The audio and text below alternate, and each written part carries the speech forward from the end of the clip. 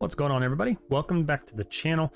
If you're a current subscriber, thanks for coming back, and if you're new, welcome. So today we've got an interesting piece of news. As the thumbnail implies, China has done something very drastic, something that here in the United States is relatively unheard of, although it is not surprising. Let's go ahead and get on into it.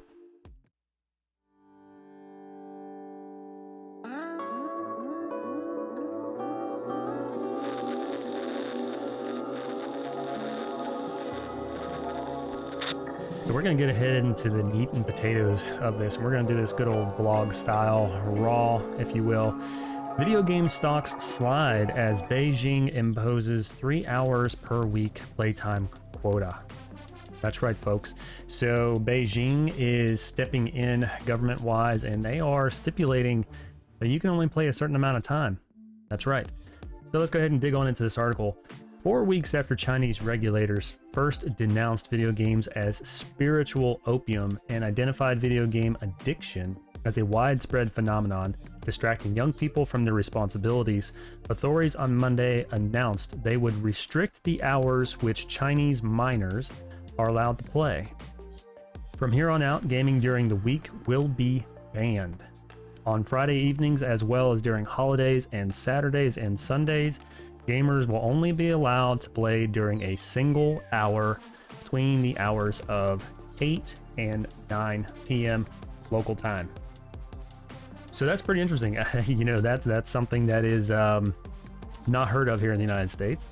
The government typically doesn't do such things, and the implications of this are widespread. It is very, very interesting to see. It's kind of disheartening, really, folks. I honestly, I was scrolling down through my Twitter, looking and, sharking around to see what all I could see as far as, news stories, and this comes up. I'm just like, okay, there's got to be something deeper, but it really is exactly how it reads. So let's go ahead and dig a little deeper into this article. It says, already, Monday's new rules impacting shares of China's online gaming companies. Shares of a swath of companies including Tencent, NetEase, Bilibili, Kingsoft Cloud, Ouya, and Sohu.com tumbled during Asian trading. The new restrictions on video games are merely the latest installment in China's efforts to curb the power of big tech. The crackdowns have already wiped more than $1 trillion off of the combined market cap of Chinese firms trading in China, the US, and Hong Kong. So the impact of this intervention from the Chinese government is not just localized to Beijing and their local municipals, but we're talking not only the entire country, but global impact. Other Chinese large cap companies like Alibaba were higher on the day. Now, Alibaba is kind of like an online marketplace, and what's interesting is that this mainly pertains to online gaming, not the actual physical copy gaming where you're not connected and you don't require an online connection in order to do this.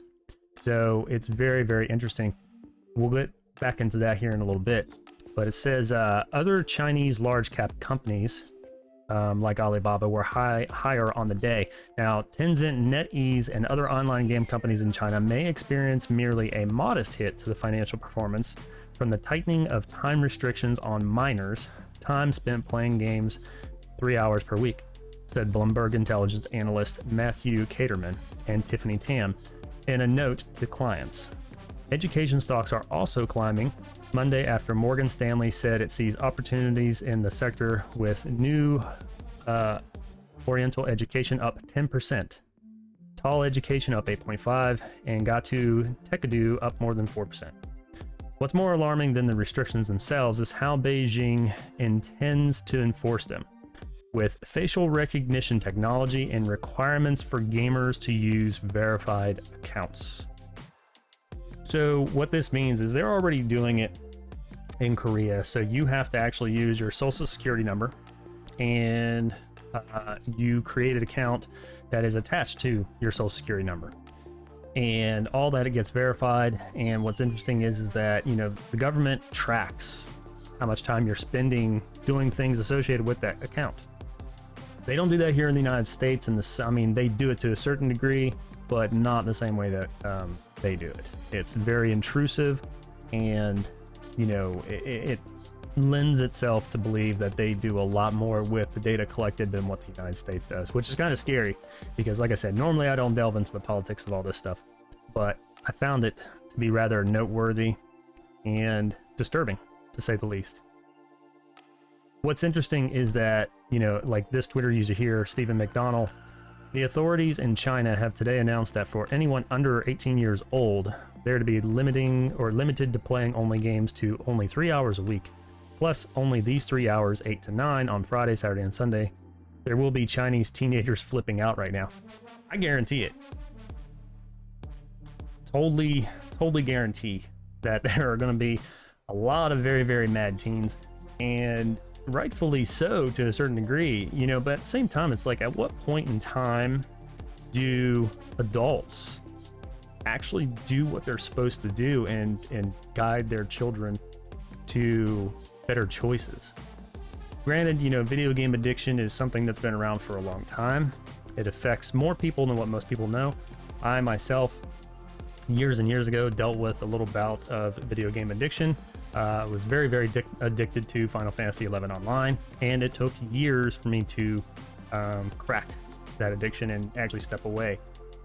But what's even moreover and more interesting is the way in which they're doing it. You know, using verified accounts, it's pretty serious business, guys.